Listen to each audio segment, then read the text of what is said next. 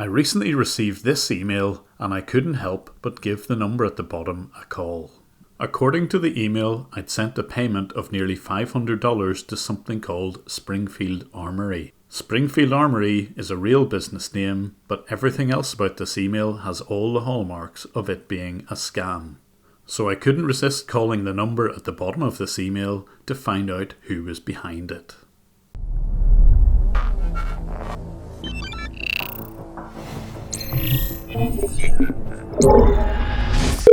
Thank you for calling PayPal customer support. My name is Peter. How may I assist you today? Yeah, hello. I've got an email here about an item I didn't purchase, if you can help. Peter's real name is Amandeep. So can I have your invoice number? Peter will use the same lines over and over again for every phone call he receives. So as I read out the fake invoice number, he already knows that the order will be for something from Springfield Armory. So as per the report which I can see over here in my database is you had made a payment to Springfield Armory, which is your merchant. Yeah, Right. That's what it says here, yeah. Somehow. So did you ever shared your PayPal information to anyone, like your PayPal login ID or password to anyone apart from you? No, I wouldn't have done. So as usual, the only way to resolve this is for Peter to get access to my computer by following his instructions to download, in this case, Supremo Control. Once he has remote access to my computer, he immediately instructs me to log into my internet banking. Yeah. Now just open your browser, which basically you use. Open the browser, Just open your regular browser and simply go ahead and log in to your online banking so that you will get to see the balance over there on your statement. But what the scammer doesn't realise is that I can use his own connection in reverse. I can see the scammer's PC, and for the rest of this video you're going to see how he runs the scam and how I managed to dismantle it. The first thing he does is download Zoho One. This is another piece of remote access software, but one which allows him to blank out the screen and freeze the mouse and keyboard of his victims. Unlike some of the more responsible remote access software vendors, Zoho still haven't removed this feature from the free version of their software. If more vendors of this sort of software would follow TeamViewer's lead, they could remove this feature which is so regularly abused by scammers. The next thing he does is log in to the web version of WhatsApp. You can see from the various contacts on this phone that it only seems to be used to communicate with other scammers. These WhatsApp groups, all with Indian phone numbers, seem to specialise in laundering money, whether it's bank accounts, cash apps, or converting gift cards into something which can be put directly into a scammer's bank account. He shares the Zoho registration information with one of his colleagues who calls himself Sonu. Usually this group of scammers would work in Sector 2 in Salt Lake and Kolkata, but at the moment, because of COVID-19, they're working from home. The scams work equally well from home. But part of the reason why I watch these scammers is to understand all of the infrastructure that they use so that I can dismantle it. And in the process, I can also hopefully help some of the victims that they're trying to scam. So the first thing that I noticed was that the scammers were using Xlite to receive calls to the number that appeared on the PayPal email. And being scammers, they wouldn't even pay for Xlite. They were using a pirated version. To use this software to receive calls, you need to register with the server. And I could see from the configuration file that they were using a service in Germany. So to have all of these calls land in their scam call centre in India, they had to first of all register the phone number with a server in Germany. So as each victim made their calls from the USA, it would land on this server, would be converted to the SIP protocol and divert to the scam call centre. So I wrote to yourserver.de, the people who provided the servers, to make them aware that they were being abused by scammers. And within 3 days, their inbound calls all stopped. But I continued to watch their scams to see what other damage I could do. As I watched the scammer take a very close look at my computer, he was taking a keen interest in the stored passwords. When your browser stores passwords, it does so in a way that they can be decrypted again, and this scammer is aware of it. What he wants to do is find out the plain text version of all my passwords. And with the Zoho Assist software, all he needs to do is click on one link and he can blacken out my screen. This is what I see whenever he does this, and he will happily try to log into websites using my password because they've been stored in my browser. And the first thing he did on my computer is log into my PayPal. I haven't any credit or debit card set up there, so he wasn't going to be able to transfer any money to himself. What he normally does is buy a gift card. This is why it's really important to have two-step authentication enabled. Although with many of his victims, he will always try and work around this by claiming that he's going to send a password or a PIN to a mobile device. This way, with the screen blackened, he can work his way around this additional security. And this is exactly what I observed him doing when he tried the same trick on another person's computer a little while later that evening. Hello? Okay, ma'am. So can you hear me? I got my security. Confirm me? Tell you? Yes, ma'am. Okay. 44 Mm-hmm. 35 Mm-hmm. 34. Okay, let me check. Let me check whether it is working or not. And with the victim still believing he was PayPal, he was able to get around the security check.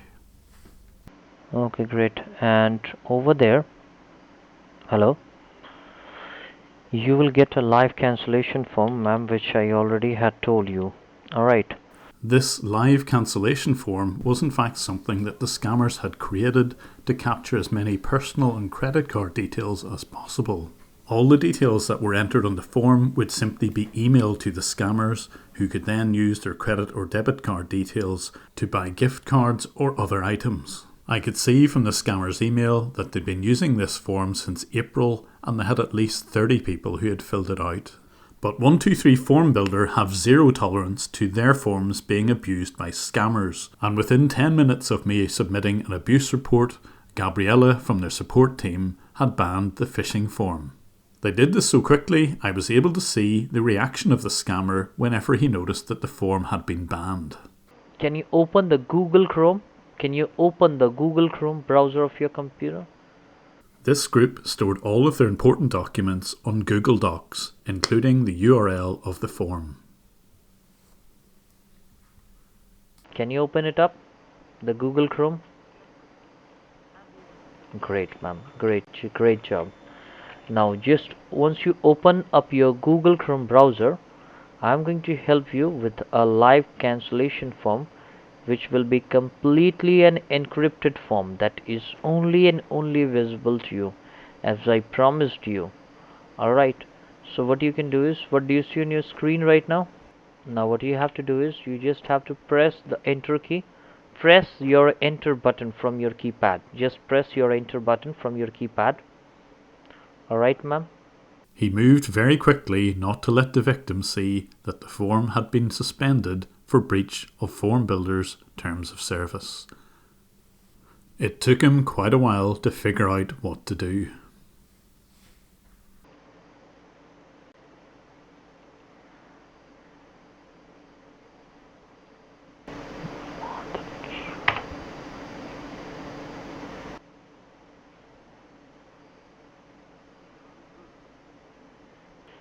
Yes, ma'am. So I will help you to generate your live cancellation form from our server. So just can you log into your email? So with their inbound calls gone and that phishing form erased, the only thing left to do was to try and stop their internet access completely. I knew the scammer's IP address, here it is on screen, and I knew that the approximate location was the city of Kolkata. And a lookup of that IP address told me that the internet service provider who managed the IP was Hathway.com, an Indian cable and broadband provider. And when I was rummaging around looking at the files on the scammer's computer, I came across this document. It's an installation report from Hathway Cable, which clearly shows the name of our scammer, Amandeep, his exact address, his mobile number, and when this installation took place. I also had his customer account number. Initially, I was tempted to write to them and say I'd like to cancel my broadband, but I thought better of this and just emailed the abuse department for Hathway.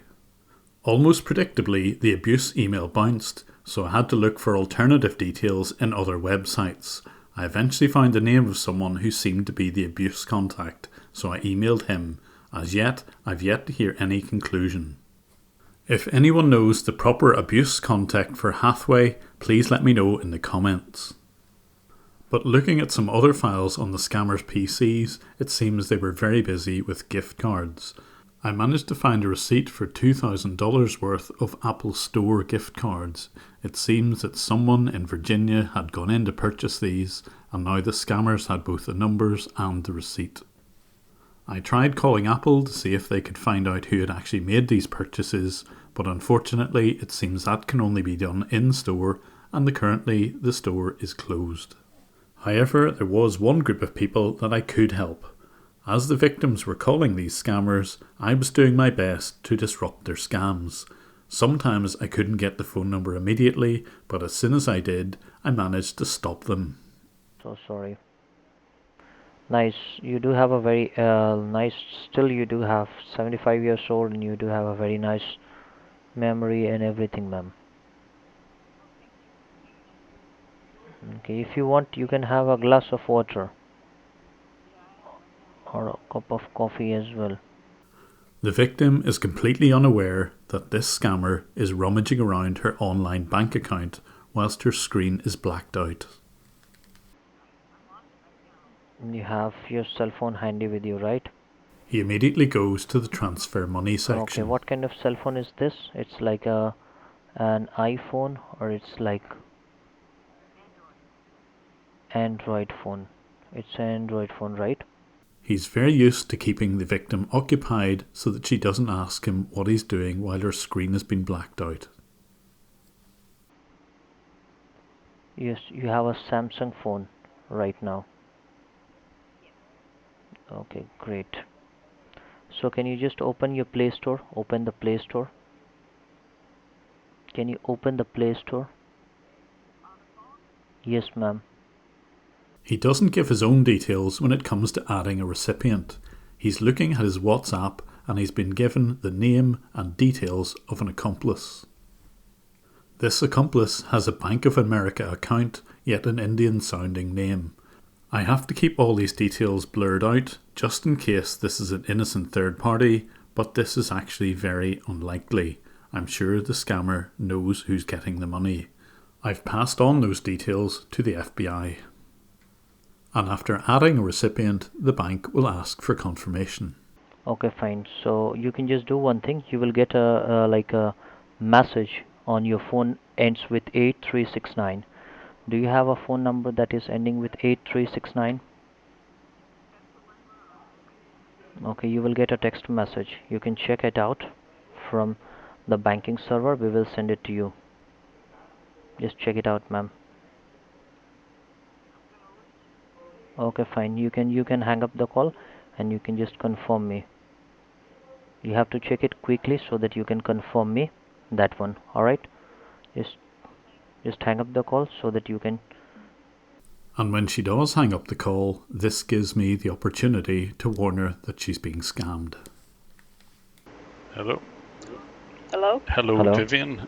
You Yes. don't know me, Hello, but ma'am. my name is Dave Robertson, and you're on the phone call, Hello. on another phone call to a scammer. Again, it is not They're getting trying connected to on get your access to your landline phone. computer. You need to hang up the other line and switch Okay. off your computer, and I will help you. But they're trying to scam money from you. Hello? Okay, hold on. Hello? Can you switch off your computer, please, as well? Just Hello? hold the power button, please. Hello? And I'll explain in a second. Hello? Hello? Are you still there, Vivian?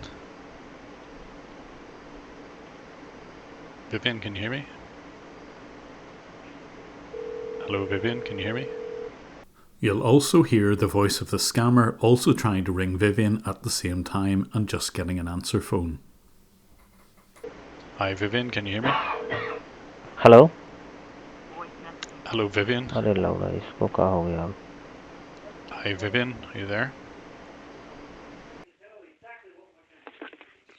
Hello. Hello? Hello. Is that Vivian? Yes. Hi. Who is this? Right. My name is Dave Robertson. I basically chase down scammers. I didn't use my normal alias here because sometimes victims have a habit of blurting out the name and the scammer can hear. I didn't want a bit of Stockholm Syndrome happening. On the internet, the people who just phoned you have tried to scam me, but I know a few things about computers and I'm able to see what they're doing. And they're trying to scam you and in fact have already transferred money out of your account while your screen was blacked out. So, Okay. okay. Thank you. Vivian, I will call the bank. can please call the bank. Okay, no problem. But although I might have stopped 1 or 2 being ripped off, I did find the details of more than 50 other people and their average age was 78. I've passed all of their details on to the local police and I've also tried to send the same details to the police in Kolkata in the hope that they'll do something this time. If you would like to support me in my campaign against scammers, perhaps consider looking at my Patreon channel. There you can see a lot more videos, including the unblurred version of this. And again, thanks for your support, catch me on Twitter, and see you on the next video.